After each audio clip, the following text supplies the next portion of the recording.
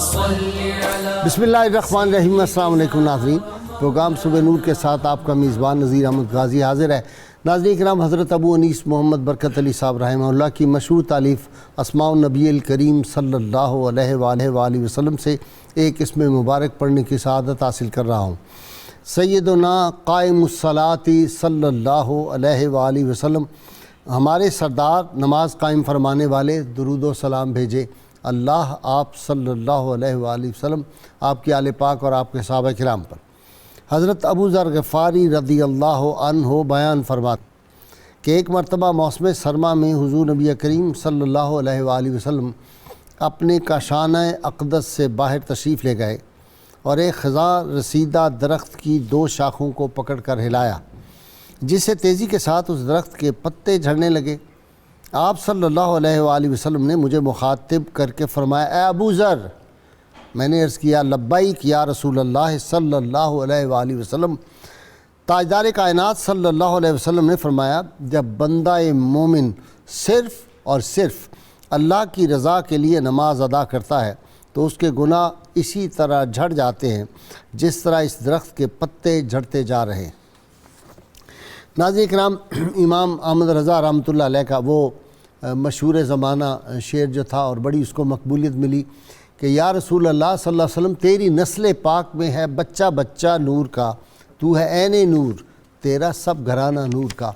इस नूरी घराने के एक नूरी वजूद का आज यौम शहादत है और हम सआदत हासिल कर रहे हैं उनके तज़किरे पाक की। ये ऐसी शख्सियत थी जिन्होंने टोटल 28 बरस की ज़ाहरी हयात पाई और फिर क़यामत तक के लिए अल्लाह ने उनको हयात जावेदां दे दी। चूँकि कुरान हकीम ने फरमा दिया कि शहीद ज़िंदा होते हैं, उनको आपने मुर्दा गुमान भी नहीं करना, अल्लाह ताला के यहाँ उनको रिस्क मिलता है। और बेशुमार इस तरह की मिसालें हैं कि शुहदा की जो हयात है। और फिर आप सल्लल्लाहु अलैहि वसल्लम का ये इरशाद पाक कि उहद के जो शुहदा है वो क़यामत तक सलाम देने वालों का जवाब देते रहे, इससे भी हयात शुहदा जो है वो साबित हो जाती है। नसे कती से शुहदा की हयात जो है वो साबित है, अम्बिया की हयात जो है वो साबित है। ये वो हस्ती थी जिन्होंने 4 बादशाहों का दौर देखा। इन्होंने मुतवक्किल का जबर भी सहा, इनके वालिद को उनको शहीद करा दिया गया था, हज़रत नकी अलैहिस्सलाम को।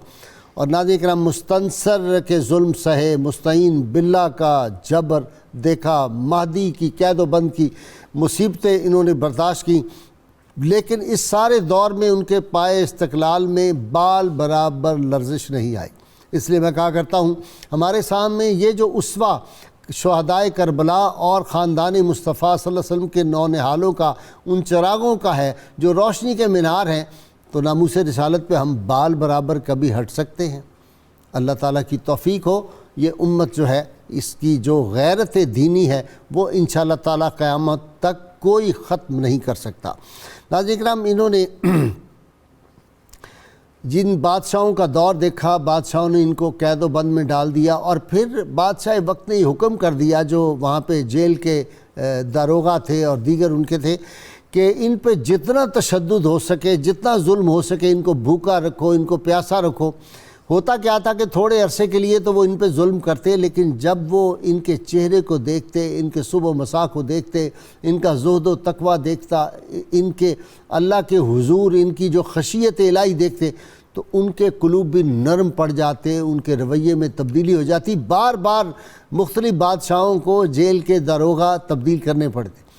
बचपन से ही अल्लाह ताला ने इनको बेपनाह सलाहियतों से, ये तो वहबी अल्लाह के बंदे जो ख़ानदान रिसालत सल्लल्लाहु अलैहि वसल्लम से जिनका ताल्लुक़ है, ये सारे इमाम जो हैं, ये तो वहबी तौर पे अल्लाह ताला ने इनको तमाम उलूम जो हैं बारगाह नबूवत सल्लल्लाहु अलैहि वसल्लम से वो अता कर दिए होते हैं। और मदीनतुल इल्म जो है, बाब मदीनतुल इल्म, उनका खून इनकी रगों में गर्दिश कर रहा होता है। तो उलूम के तो ये कुलज़म होते हैं।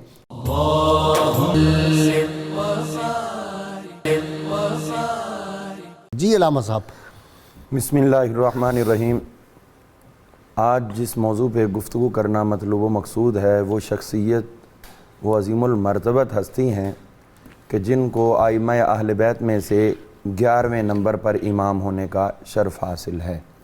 ये اہل بیت اطہار میں سے حضرت امام علی مقام سیدنا امام حسین علیہ السلام کی نسل پاک سے ہیں، اور آپ کی ولادت باسعادت 10 ربیع الثانی شریف اور 232 ہجری میں ہوئی۔ تو 10 ربیع الثانی تھی، رات 11ویں تھی، دن 10واں اور رات 11ویں، اور چونکہ رات 11ویں تھی اور یہ بھی نسبت رہی کہ آپ امام بھی 11ویں ہی قرار پائے۔ اس طرح ہے کہ جس دور میں آپ تشریف لائے ہیں وہ دور انتہائی اپنے دور میں شہرت اور عظمت رکھنے والے ائمہ محدثین کا تھا۔ جس دور میں آپ آئے ہیں وہ امام بخاری کے عروج کا دور تھا، واہ، اور امام مسلم کا عروج تھا، امام ترمذی، نسائی، صاحبان صحاستہ، واہ، وہ سب کا دور تھا جس دور میں آپ تشریف لائے ہیں۔ سبحان اللہ، اور اگر اتنے جبل العلم موجود ہوں واہ، اور ان کے سامنے آ کے اپنی عظمت کا سکہ منوانا، اپنی شخصیت کو تسلیم کروانا، تو یہ واقعی عظیم لوگوں کے ہی مرتبے کا دنیا کو سبحان احساس اللہ، دلانا یہ تو ہے۔ واقعی کہکشاں تھی علم کی، بالکل، جو نام آپ نے لیے ہیں ایک ہی دور میں، ایک ہی دور میں۔ اللہ تو اس دور میں جو امام حسن عسکری، آپ کی ظاہری عمر اتنی طویل و عریض نہ گزری کہ کہتے کہ بھی ان کو بھی قدرت نے بھرپور موقع دیا ہے۔ عین شباب میں 28 برس کی عمر میں آپ کا وصال بھی ہو چکا ہے، شہادت، تو شہادت ہو چکی ہے، تو 28 برسوں کے اندر آپ کے وہ علوم و فنون دنیا کو پہنچے اور آپ سے وہ فیض پہنچے کہ انہی کی برکت سے آپ کو سب دنیا نے آج تک 11واں امام تسلیم کیا ہوا ہے۔ سبحان اللہ۔ تو سن 260 ہجری میں آپ کی شہادت ہوئی ہے،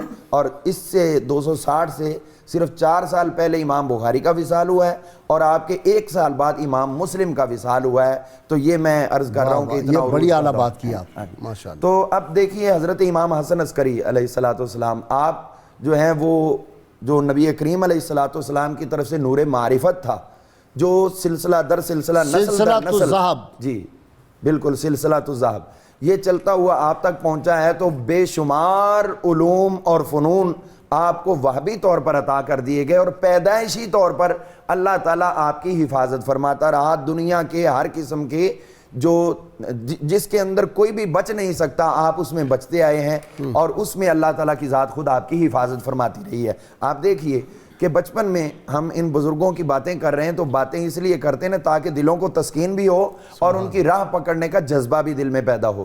تو حضرت امام علی نقی علیہ السلام، آپ کے والد محترم، ایک مرتبہ نفل ادا فرما رہے تھے، تو پاس ہی آپ کھیل رہے تھے، بالکل آپ کا بچپن تھا جس عمر میں بچہ جو ہے وہ گھٹنوں کے بل چلا کرتا ہے۔ تو ایک کنواں تھا گھر میں، تو آپ کھیلتے کھیلتے اس کنویں کے اندر گر گئے۔ تو جیسے ہی گر گئے کوہرام مچ گیا، شور ہو گیا، عورتیں جو ہے وہ چیخو پکار شروع ہو گئی۔ لیکن دیکھیے کہ حضرت امام علی نقی علیہ السلام، آپ اللہ کے حضور حاضر ہیں، اس نماز کے اندر ذرہ بھر بھی فرق نہیں آیا، اسی طرح ادا فرماتے رہے۔ اور حالانکہ جتنا شور تھا، یہ وہ ہستی تھی جو 11ویں امام بننے والے تھے، لیکن ان کی توجہ اللہ تھی، دنیا کا کوئی بھی۔ ان کو بچپن میں ہی امامت مل گئی تھی؟ جی آپ نے عطا فرما دی تھی۔ تو ان کو دنیا کا ہم دیکھتے ہیں کہ جب امام علی مقام امام حسین علیہ السلام کربلا میں تھے تو وہ تلواریں بھی ان کا سر جھکنے سے نہ روک سکیں، تو یہ انہی کی نسل سے تھے امام علی نقی بھی۔ تو بیٹا اگر گر رہا ہے، شور مچ رہا ہے، تو بھی ان کی جو ہے وہ توجہ نہیں ہٹ رہی اللہ کی عبادت سے۔ لیکن پھر یہ ڈوبے نہیں۔ اس کے بعد یہ ہوا کہ جیسے ہی آپ نماز سے فارغ ہوئے، اب لوگوں کو تو نظر نہیں آ رہے تھے، لیکن جیسے ہی آپ منڈیر پر تشریف لائے تو دیکھا کہ پانی بڑھنا شروع ہوا ہے۔ جیسے چھوٹے بچے، ہم چھوٹا سا ایک حوض یا ایک ٹب رکھ لیتے ہیں، اس میں بچے کھیلتے ہیں، امام حسن عسکری علیہ السلام اس پانی کے اندر اسی طرح کھیل رہے ہیں، اور وہ پھر پانی بلند ہوتا ہوتا وہ یہاں تک پہنچا کہ آپ اس کنویں کے منڈیر کے برابر آئے تو نکال لیا گیا۔ غازی صاحب یہی بات ایک قابل غور ہے کہ یہ پانی کی کیا جرت ہے، ادھر کربلا دیکھیں، ادھر یہ ہے، وہ سر پٹکتا رہا، اجازت نہیں ملی۔ اجازت جی، تیری نسل پاک میں ہے بچہ بچہ نور کا، تو ہے عین نور، تیرا سب گھرانہ نور کا۔ بسم اللہ الرحمن الرحیم۔ جی ارشاد۔ خطرہ کوئی نہیں مجھے کسی زوال کا، واہ، میں دیوانہ ہوں محمد کی آل کا۔ سبحان اللہ، واہ واہ واہ، سبحان اللہ، سبحان اللہ۔ آپ حضرت حسن عسکری بترتیب ائمہ اطہار آ رہے ہیں، میرے ذہن میں ابھی بات آ رہی ہے۔ جی ارشاد۔ حضرت علی المرتضیٰ ہیں، حضرت امام حسن ہیں، حضرت امام حسین ہیں، حضرت امام محمد باقر ہے، زین العابدین ہے، زین العابدین ہے، امام جعفر باقر صادق ہے، ہے، امام جعفر صادق ہے، امام موسیٰ کاظم ہے، امام علی رضا ہے، امام تقی ہے، امام نقی ہے، یہ مسلسل آ رہے ہیں. لیکن 12ویں امام ہے امام مہدی، وہ ابھی تک نہیں آئے. اچھا کیوں؟ یہ جو درمیان میں خلا ہے یہ ہوتا رہتا ہے. اچھا، جیسے عیسیٰ علیہ السلام سے لے کر رسول پاک صلی اللہ علیہ وسلم تک کیا پوائنٹ ہے. کئی سالوں کا خلا ہے. اور ادھر حضرت اسماعیل علیہ 571 السلام بنتے ہیں سے لے کر رسول عربی صلی اللہ علیہ وسلم تک 1000 سالوں کا خلا ہے. یہ خلا جو ہوتا ہے اس لیے ہوتا ہے کہ وہی ہستی کسی ایسی ہستی کے انتظار میں رہتی ہے اور وہ پر کرتی رہتی ہے اس خلا کو. جس سے میں یہ کہنا چاہتا ہوں کہ حسن عسکری کا وہ مقام ولایت ہے اور امامت ہے کہ امام مہدی علیہ السلام کے آنے تک ان کی جو نورانیت ہے اور جو ان کی ولایت فیض ہے وہ سارے زمانے کو پر رکھتی ہے. واہ واہ واہ واہ واہ واہ واہ واہ، سبحان اللہ سبحان اللہ. اس وقت ان کا فیض ہے، ان کا فیض. یہ پر کیے ہوئے ہے جب تک امام مہدی کا ظہور نہیں ہونا. اور کوئی بھی ایسا امام نہیں ہے جس کا اب بھی فیض جاری اور ساری نہ ہو. ٹھیک. اور ائمہ طہار میں سے پہلے جو ہیں مولا کائنات ہیں، باب مدینۃ العلم ہیں، لحموں کا لحمی ہے، جسموں کا جسمی ہے. مہر علی شاہ صاحب نے آگے کہہ دیا لحموں کا لحمی جسموں کا جسمی فرق نہیں مابین پیا. اور میرے دادا پیر حضور قطب علی شاہ صاحب سید قطب الاقطاب پیر محلوی وہ فرماتے ہیں الف میم عین ایک سبھی ہے فرق نہ جانو زیر زبر کا. یعنی ان کا نور ایک ہے، ان کی حقیقت ایک ہے، ان کے تجلیات اور انوارات جو خدا تعالیٰ کی طرف سے ان حضرات کو حاصل ہوتے ہیں ان میں خصوصیت پائی جاتی ہے. ان میں وہ جو خصوصیت ہے وہ سارے عالم کو القطب یملأ الکون، کتب وہ ہوتا ہے جو سارے زمانے کو پر ہو. اگر ساری کائنات کو ایک وجود تصور کیا جائے تو وہ کتب بنتا ہے. اور کتب سے کوئی کتب اقطاب ہے، کوئی کتب ارشاد ہے، اور سب ائمہ اطہار کے تابع ہے، خواہ وہ اقطاب ہوں، خواہ وہ اغواث ہوں، خواہ وہ ابدال ہوں. آج اگر ابدال ہے یا اقطاب ہے یا اغواث ہے ان کو بھی جو نورانیت اور ولایت اور مقام اور مراتب اور مدارج اور اسرارات اور انوارات ان پر کھل رہے ہیں، ان کی روحیں پاک ہے اللہ تعالیٰ کی مہربانی سے جو فیوزات و برکات سے ساری دنیا کو بہرہ کر رہی ہے. سبحان اللہ. ان میں حضرت حسن عسکری علیہ السلام علی نبینا و علیہ السلام یہ کہتے ہیں کہ حضور کا بھی نام آ جائے کہ ہمارے نبی پر بھی اور ان پر بھی صلاۃ و سلام ہو. تو جب حضور کا نام آتا ہے تو تصور تو ان کا آتا ہے. میں کر رہا تھا ان سے تصور میں گفتگو، دنیا سمجھ رہی تھی کہ دیوانہ ہو گیا. ایک اور بات ہے کہ حضرت حسن یوں محسوس ہوتا ہے کہ یہ سیدنا امام حسن علیہ السلام کا نور مطلق ہے. ان کا نام بھی ظاہری حسن بھی بے پناہ جی؟ اللہ نے جمال بھی بے کمال دیا تھا. دماغ جمال با کمال دیا تھا. جماعت جمال یہ تو سب سراپا جمال ہوتے ہیں. اللہ حدیث پاک میں ہے ان اللہ جمیل ویحب الجمال، اللہ جمیل ہے اور جمال کو پسند کرتا ہے. جب اس قدر ان کے مراتب ہیں تو یہ جمیل ہیں تبھی جمال نے ان کو پسند کر رکھا ہے. اللہ تعالیٰ جمال ہے اور جمیل کو پسند کرتا ہے. اور اگر بنظر غیر دیکھا جائے تو ذرہ ذرہ میں ان کے تجلیات جمیل نظر آتے ہیں. اگر کسی کا نام لیا جائے ائمہ طہار کا یا اصحاب مصطفیٰ کا تو صاحب نگاہ کے سامنے، صاحب مقام کے سامنے ان کی صورت آ جاتی ہے اور وہ مسکرا رہے ہوتے ہیں کہ اس نے میرا نام لیا. قبلہ غازی صاحب یوں نہ تصور کیا کریں کہ آپ ائمہ اطہار کا نام لیتے ہیں اور وہ دیکھتے نہیں ہیں یا سنتے نہیں ہیں، وہ مسکرا رہے ہوتے ہیں اور وہ مسکرا کر یہ ثابت کر رہے ہوتے ہیں کہ تو نے میرا نام لیا ہے، میں نے تیرا نام روشن کر دیا. واہ جی جناب. بسم اللہ الرحمن الرحیم. جی غازی صاحب امام حسن عسکری رضی اللہ تعالیٰ عنہ آپ نے جو اپنے بچپن کے ابتدائی 11 سال ہیں وہ اپنے والد امام علی نقی علیہ السلام کے پاس مدینہ طیبہ کے اندر گزارے، پھر اس کے بعد جو عراق کی طرف سفر ہوا اور قید و بند کی صورتیں اور کبھی نظر بندی، وہ صحبتیں آپ نے برداشت کیں، لیکن اس عرصے کے دوران بھی جو علمی اور روحانی کمالات امام حسن عسکری رضی اللہ تعالیٰ عنہ کو حاصل ہوئے وہ اپنی مثال آپ ہیں۔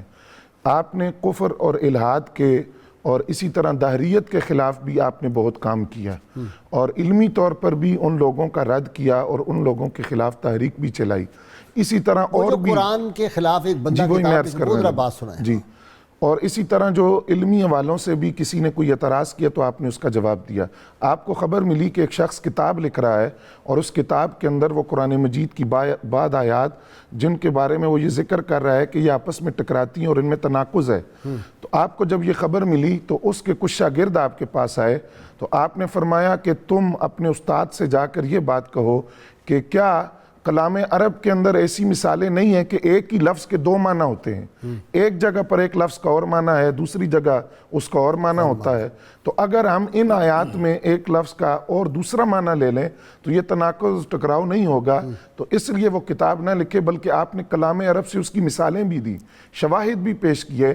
جب وہ شاگرد اپنے استاد کے پاس گئے اور انہوں نے جا کر کہا کہ آپ جو کتاب لکھ رہے ہیں اور یہ ثابت کر رہے ہیں کہ قرآن مجید کی بعض آیات آپس میں ٹکراتی ہیں، جبکہ کلام عرب کے اندر ایک ہی لفظ کے 2 معنی بھی ہوتے ہیں، 3 معنی بھی ہوتے ہیں، تو اس نے پوچھا کہ یہ بات جو تم نے کی ہے یہ تمہاری علمی قابلیت کے ساتھ میں مماثلت نہیں ہے، کس نے کہا ہے سے بلند تر بات ہاں جی یہ بات کس نے کہی ہے تم سے؟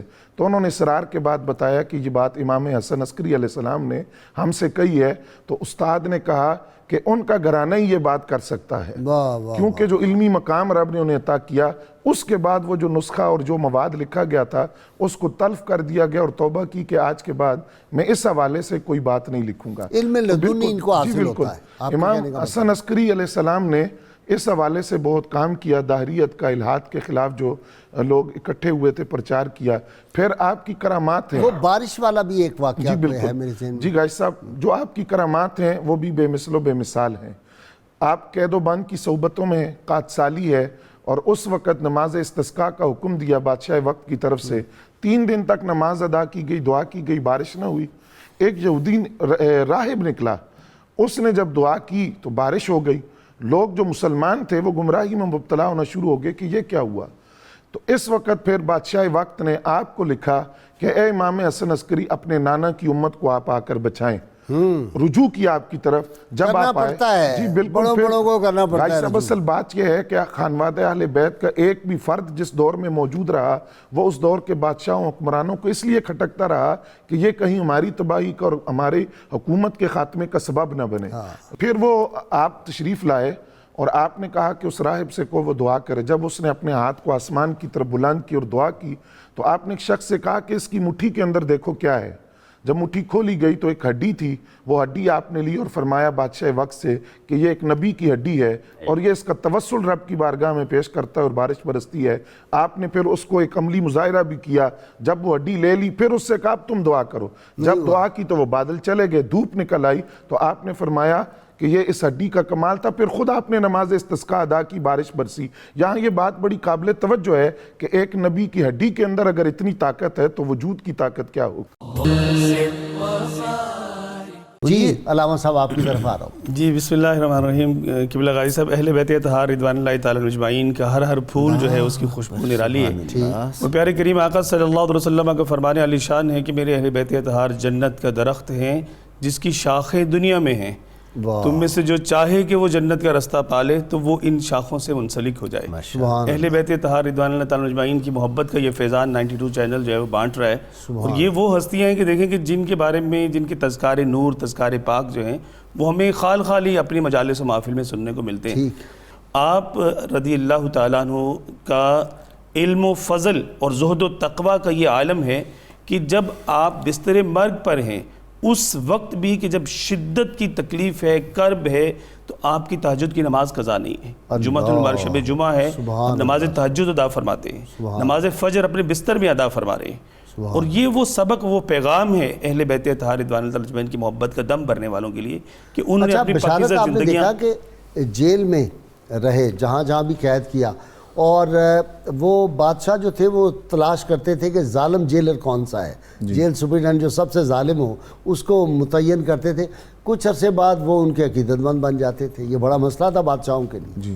ان کی عبادت اور ریاضت جیل کے اندر، جیل کی سختیاں، کھانے کو نہیں دیتے تھے، پانی نہیں دیتے تھے، تیمم سے تہجد پڑھی جا رہی ہے، سائے سے رات نوافل. جی بسم اللہ الرحمن الرحیم والصلاة والسلام علی سید الانبیاء والمرسلین.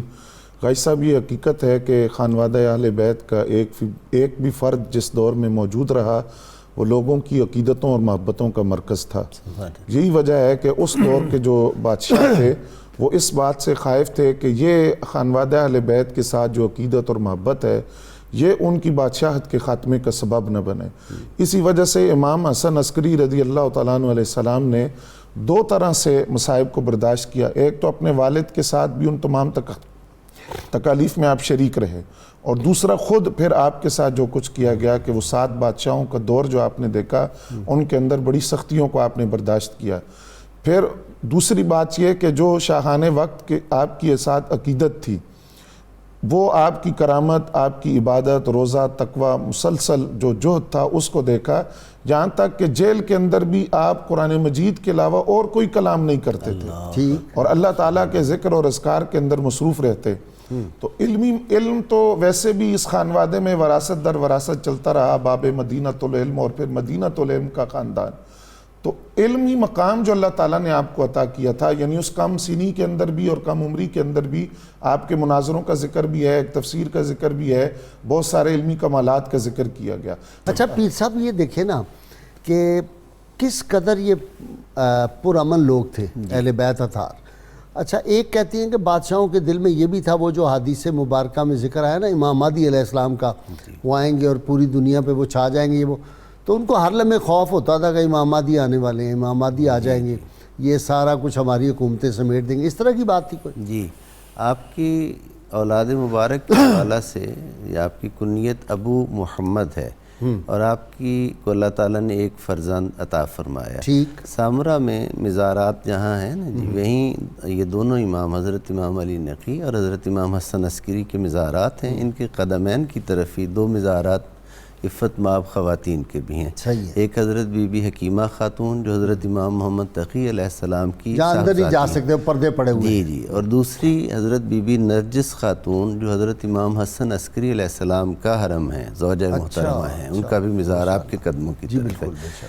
اب وہ یہ بالکل آپ نے بہت خوب اہم بات کی طرف اشارہ کیا کہ وہ چونکہ حضرت امام مہدی علیہ السلام کے بارے میں اتنی احادیث ہیں کہ ظلم سے جو دنیا بھر جائے گی وہ اس کو صاف کریں گے، مٹا دیں گے. اب ظالم بے شک ظلم کرتا تو ہے لیکن اس کے اندر ایک چور تو ہوتا ہے نا، خوف ضمیر جو ہے، خوف ہوتا ہے کہ یہ کام مجھ سے ہوا ہے، یہ صحیح نہیں ہوا، یہ غلط ہوا ہے. جو ظلم بھی وہ کرتا ہے، یعنی وہ باہر کچھ بھی اس کی لاجک پیش کرتا رہے لیکن اپنے ضمیر کے اندر ایک بات ہوتی ہے. خود امام حسن عسکری کا قول مبارک بڑا زبردست ہے. آپ فرماتے ہیں کہ حسد کرنے والا اور کینہ رکھنے والا جو اس کو سکون نہیں ملتا، سکون نہیں ملتا. تو چونکہ اہل بیت اطہار سے جو کینہ بغض رکھے گا اس کو کیسے سکون مل سکتا ہے؟ اور اس میں ایک اور وجہ جو ہے، اس کا پہلو ایک عرض میں یہ کرنا چاہوں گا کہ بسا اوقات یہ جو مظالم کروائے جاتے تھے اس میں شاہانہ وقت کے مزاج کے ساتھ ساتھ جو حاشیہ نشین ہوتے تھے ان کا بہت زیادہ دخل ہوتا تھا. ہر دور میں یہ ایک دانا بزرگ فرما رہے تھے کہ نمرود، فرعون، یہ لوگ اتنے بے عقل نہیں تھے کہ انہوں نے خدائی کے دعوے کر دیے، ان سے دعوے کروائے گئے. اور حامان کا تو باقاعدہ قرآن حکیم میں ذکر ہے کہ ایک وقت آیا کہ فرعون جو ہے وہ حضرت موسیٰ علیہ السلام پر ایمان لانے کے لیے تیار تھا، تو حامان نے کہا اب تو نمبر 1 ہے، پھر تو نمبر 2 آپ کو پتہ ہے جھوٹے مدعیان نبوت میں سے برے صغیر میں ایک جو تھا، اس نے اپنی کتاب میں لکھا کہ میں کہاں دعویٰ کرتا تھا، یہ فلانا جو میرا ساتھی ہے اس نے مجھے مروا دیا. بالکل باقاعدہ نام منشن کیا. علامہ صاحب آپ کی طرف آ رہا. جی ہاں، علم و فضل کی بات ہو رہی ہے، زہد و تقوی کی بات ہو رہی ہے، آپ کا تصرف، آپ کے اختیارات اور آپ کی کرامات، آپ مجمع ہیں ان سب چیزوں کا. آپ علیہ السلام کے حوالے سے ملتا ہے کہ ایک باپ اور بیٹا سائل بن کے آپ کی خدمت میں حاضر ہوتے ہیں، تو راستے میں باپ بھی سوچتا آ رہا ہے کہ سوالی بن کے جا رہا ہوں تو 500 دینار تو مل ہی جائیں گے بیٹا، اور اس میں سے 200 کا خرچ لوں گا، کپڑے لوں گا، کچھ اپنے مطلب خرچ کے لیے رکھ لوں گا. بیٹا بھی ایسا ہی کچھ سوچتا ہے کہ 300 دینار مل جائیں گے. جب پہنچتے ہیں تو آپ کا تصرف روحانی مطلب جو آپ کو اللہ تعالیٰ نے بصیرت اور بصارت عطا فرمائی تھی, تو آپ سے ملاقات کرتے ہیں, وہ کہتے ہیں بھائی آتے کیوں نہیں ہو؟ جی بس آئے جی, حاضر ہوئے, اسلام کیا, جانے لگتے ہیں. غلام کے ذریعے سے آپ ان کو, باپ کو 500 دینار, بیٹے کو 300 دینار بھیجتے ہیں. ساتھ تصریح بھی فرماتے ہیں کہ اتنے کے کپڑے بنانا, اتنا کا خرچ لینا, اور بیٹے کو یہ کہا جاتا ہے کہ تم نے جو سوچا ہے کہ 100 دینار جو ہے اس کا مطلب سامان خرد و نوش لوں گا, 100 دینار کے کپڑے اور 100 دینار کا خچر خرید کے جانب کوہستان چلا جاؤں گا. تو آپ منع فرماتے ہیں کہ اس طرف سفر نہیں کرنا. غلام کے ذریعے سے کسی دوسری جانب کا اشارہ کر دیتے ہیں اور وہ وہاں جانے سے رک جاتا ہے, دوسری جانب جاتا ہے. اللہ تعالیٰ اس کو کامرانی اور کامیابی عطا فرماتا ہے. اتقوا من فراست المومن جی ہاں, وہ ینظر بنور اللہ, انہ ینظر جی بنور ہاں اللہ. بالکل ایسا ہی. اور پھر آپ دیکھیں کہ تصرف جو اللہ تعالیٰ نے آپ کو جیسے بات ہو رہی ہے کہ یہ نہیں ہے, مطلب آپ چونکہ صبر و رضا کے پیکر ہوتے ہیں, ورنہ مطلب تصرف فرمانا چاہیں تو کچھ سے کچھ کر سکتے ہیں. ایک سائل حاضر ہوتا ہے, آپ اس وقت مطلب بے سر و سامانی کے عالم میں کھڑے ہیں, تو آپ اپنا تازیانہ ہاتھ میں جو پکڑا ہے وہ اسے زمین پر مارتے ہیں, تو زمین میں سے جو ہے وہ زمین سونا اگل دیتی ہے, اور آپ اس سائل کو اٹھا کے وہ سونا دے دیتے کہ جاؤ اپنی حاجت پوری کر لو. واہ واہ. اسی طرح مطلب آپ علیہ السلام کی زندگی کو جب ہم دیکھتے ہیں تو آپ کی اس قسم کی دیگر کرامات میں جو مشہور کرامات ہیں, ایک شخص نے آپ کو ایک عریضہ بھیجا, اس میں کچھ مسائل لکھ بھیجے کہ حضرت اس کا کچھ جواب دے دیجیے. اور بعد میں جب عریضہ چلا گیا تو سوچنے لگا کہ اوہ مجھے تو چوتھے روز جو بخار ہوتا ہے, چوتھی یا بخار جو ہوتا ہے, اس کے بارے میں بھی عرض کرنا تھا کہ اس کا کوئی علاج بھی تجویز فرما دیں یا دم فرما دیں. عریضہ پہنچتا ہے, آپ اس کے سوالوں کو جواب لکھتے ہیں اور ساتھ نیچے معان لکھ دیتے ہیں کہ آپ جو سوال پوچھنا بھول گئے چوتھے کے بخار کے حوالے سے, تو اس کا جواب بھی عرض کیے دیتا ہوں کہ قلنا یا نارکونی بردم و سلام علی ابراہیم. یہ آیت اگر کاغذ پہ لکھ کے بخار زدہ کو پلائی جائے تو اللہ تعالیٰ اس کے بخار میں اس کو شفا. اچھا دیکھیں بشارت, یہ دو بزرگوں کے قول میرے سامنے, ایک حضرت ابو انیس محمد برکت علی صاحب رحمہ اللہ, ان کو بھی ایک حکمران نے جا کے کہا کہ حضرت کچھ خدمت بتائے, میں کروں آپ کی خانقاہ کی فلاں. انہوں نے کہا یار ہمیں ضرورت نہیں, اللہ کی جیب میں ہمارا ہاتھ ہوتا ہے. یہی بات خواجہ صادق صاحب, وہ جو آزاد کشمیر والے مساجد بنانے والے, مساجد بنانے والے, مساجد جنہوں نے بہت بنائی ہیں, وہ جگہ کا نام گلہار شریف, کوٹلی گلہار شریف. ان کو بھی ایک دفعہ ایک حکمران نے بندے بھیجے, تو انہوں نے کہا جناب ہم آپ کی مدد کرتے ہیں, فلاں کرتے ہیں. کہتے ہیں انہوں نے مسلح اٹھایا نا, تو نیچے دیکھا لال و جواہر جو تھے ان کا ایک دریا بہہ رہا تھا. انہوں نے کہا یار ہمارا ہاتھ اللہ کی جیب میں ہوتا ہے, ہمیں کوئی کسی سے ضرورت نہیں. وہ کیا ہے, تخت سکندری پر وہ تھوکتے نہیں ہیں, بستر لگا ہوا ہے جن کا تیری گلی.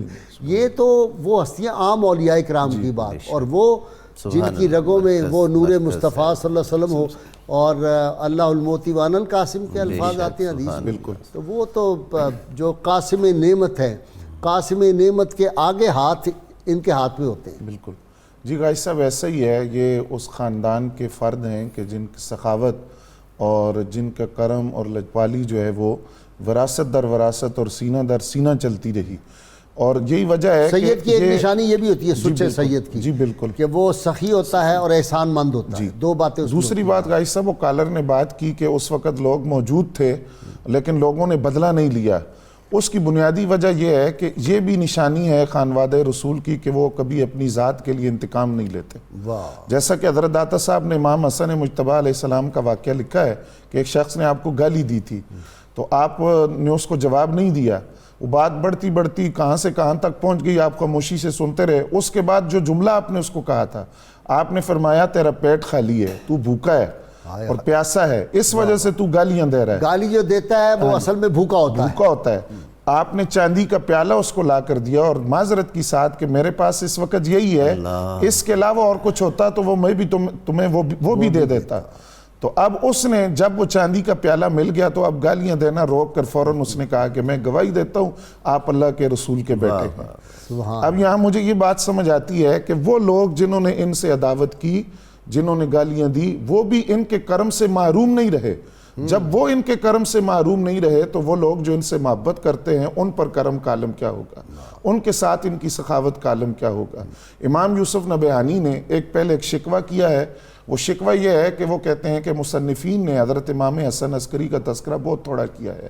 دوسرا ان کی بہت ساری کرامات کو چھوڑ گئے ہیں. اب وہ لکھتے ہیں کہ ان کی ایک کرامت کو تو میں نے خود دیکھا کہ جب میں ان کے مزار اقدس پر گیا, ان کی قبر پر حاضر ہوا, تو مجھے وہ روحانی کیفیت نصیب ہوئی جو اس سے پہلے ایک مرتبہ مجھے نصیب ہوئی تھی. اچھا جی پیر صاحب, یہ آپ کی طرف دو وجہ ہیں. ایک وجہ جو پیچھے آج سے کچھ صدیاں پہلے یا کچھ عرصہ پہلے ہے, اس کی ایک وجہ تو یہ ہے کہ ذرائع وہ حاصل نہیں تھے, جو کام کم ہوا. دوسرا یہ کہ بالکل میں 100% آپ کی بات سے بھی اور علامہ یوسف نبہانی علیہ رحمت کی بات سے بھی 100% اتفاق کرتا ہوں کہ ہم درود میں تو اللہم صلی علی محمد وعلی آل محمد پڑھتے ہیں, لیکن ہم نے آل محمد صلی اللہ علیہ وآلہ وسلم کو اس طرح پہچانا نہیں ہے جس طرح پہچاننے اچھا کا جی. حق ہے. دوسرا پیر صاحب, جی جانور بھی ان کو پہچانتے ہیں, پرندے بھی پہچانتے ہیں, شجر و حسب بھی آپ کا پہچانتے ہیں. کشف کیا غضب کا کشف ہے جی, میں اسی پہ آ رہا تھا کہ مستعین باللہ یہ بھی انہی کا کرم ہے. جی بے شک. یہ جو ہم ان سے عقیدت رکھتے ہیں, ان سے ہماری غلامی کی نسبت ہے, اس کی وجہ سے اللہ تعالیٰ خود بخود وہ چیزیں آشکار کرتے چلے جاتے ہیں. مستعین نے ایک گھوڑا خریدا, مشہور ہے, تذکرہ ہم کر چکے ہیں پچھلے پروگراموں میں, لیکن میں تازہ کرنا چاہ رہا ہوں. گھوڑا خریدا, وہ سرکش تھا گھوڑا, اس پہ کوئی بھی سواری جو ہے نہیں کر سکتا تھا.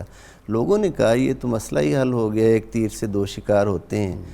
مولا امام حسن عسکری علیہ السلام کو بلاؤ اور کہو کہ سواری کریں, اگر سوار ہو گئے تو گھوڑا رام ہو جائے گا, اگر سوار نہ ہو سکے ان کو اذیت پہنچے گی, چوٹ لگے گی, ٹھیک ہے, یا شہید ہو جائیں گے. شہید ہو جائیں گے جی, شہید ہو جائیں گے. اب یہ وہ فیض آ رہا ہے جو قصوہ کا فیض ہے. ادھر آ ستمگر ہنر آزمائیں, تو تیر آزما ہم جگر آزمائیں, آیا آزمایا جگر پھر. اب یہ فیض وہ آ رہا ہے کہ ہجرت کے وقت اونٹنی کو یہ خبر ہوتی ہے کہ 1000 سال سے طوبا نے مکان کہاں بنایا ہے اور میرا مسکن کہاں واہ واہ واہ واہ. ہے. یہ وہ فیض ہے کہ وہ جی جو حیوان بھی زیر قدم آ جاتے ہیں, انہیں اتنا شعور مل جاتا ہے کہ ہمارا سوار کون ہے, یہ ہستیاں کون ہیں, ان کا مقام کیا ہے, یا پھور جاتا ہے جا کے ہارے کا دروازہ کھٹکھٹاتا ہے کہ چلو بارگاہ رسالت بلا رہے ہیں تمہیں, یعنی کیسا پیامبر بن جاتا ہے. نام بھی دراز گوش پیامبر بن جاتا ہے, نام بھی پہچانتا ہے اور جا کر گھر بھی پہچانتا ہے, اور جا کر وہ مطلب بلانا بھی جانتا ہے, کیسے بلانا ہے, جی کیسے بلانا ہے, پیغام دیتا ہے. قربان جائیں. تو یہ کتنی بڑی بات ہے کہ مستعین کا وہ جو گھوڑا تھا, جب آپ اس کے پاس تشریف لائے تو وہ دربار والے تو آپ کو نہ پہچان سکے, اسی لیے اس طرح کی باتیں کرتے تھے. گھوڑے نے فوراً اپنی گردن جھکا دی, لگام ڈالی, کاٹھی ڈالی, اس پہ سواری کی اور اس کو دوڑایا اور دوڑا کر واپس لا کر کھڑا کیا, اور مستعین سے کہا کوئی اور کام تو نہیں. جی یعنی یہ حیوانات کو اللہ تعالیٰ, اصل بات یہ ہے کہ ہم اپنی پیر صاحب پہچانتے تو حکمران بھی تھے جی, اصل وہ جو بات آپ نے کی ہے نا کہ اندر کے خوف, جی خوف جو یہ جو خوف ہوتا ہے نا اندر کا کہ یہ آ جائے گا, یہ مجھ پہ چھا جائے گا, یہ کرے گا, اس طرح کا, تو چھوٹے لوگوں میں یہ بات ہوتی ہے. ظرف چھوٹے ہوتے, جو ان کے ظرف بڑے تھے اہل بیت اطہار. کتاب الشفاء سے دشمن کو مغلوب کرنے کا یہ عمل ہے. جو شخص لڑائی اور جنگ کے موقع پر 300 مرتبہ اللہ تعالیٰ کے اسم مبارک یا خالق کو پڑھے گا, انشاءاللہ اس کا دشمن مغلوب ہوگا. حضرت خالد بن ولید رضی اللہ تعالیٰ عنہ کا قول مبارک ہے, جو شخص دنیا میں راہ خدا میں جہاد کرے گا اور مشقتیں اٹھائے گا, وہی آرام و راحت اور جنت کا حقدار ٹھہرے گا. جی آفت جی. سراپا کرامت حسن عسکری ہے, سراپا کرامت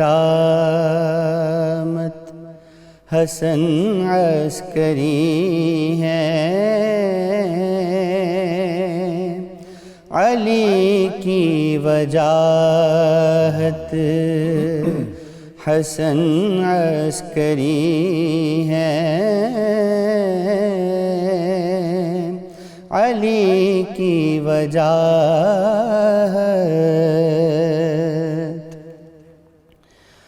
گلے گلشن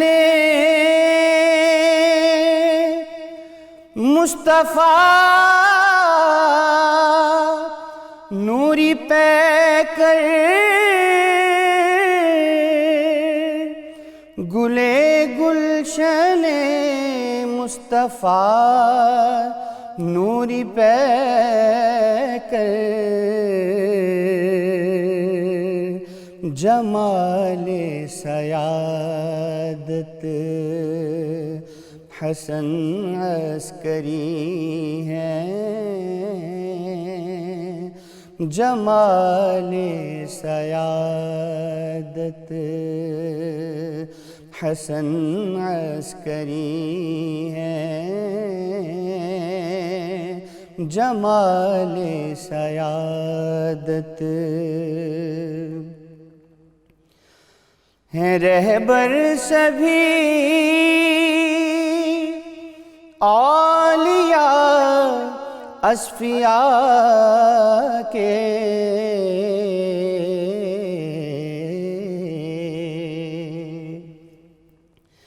ہے رہبر سبھی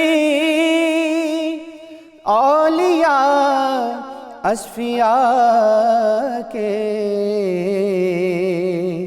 امیر ولایت حسن عسکری ہے امیر ولایت ہوئی فرض ساجد ہے جن کی مودت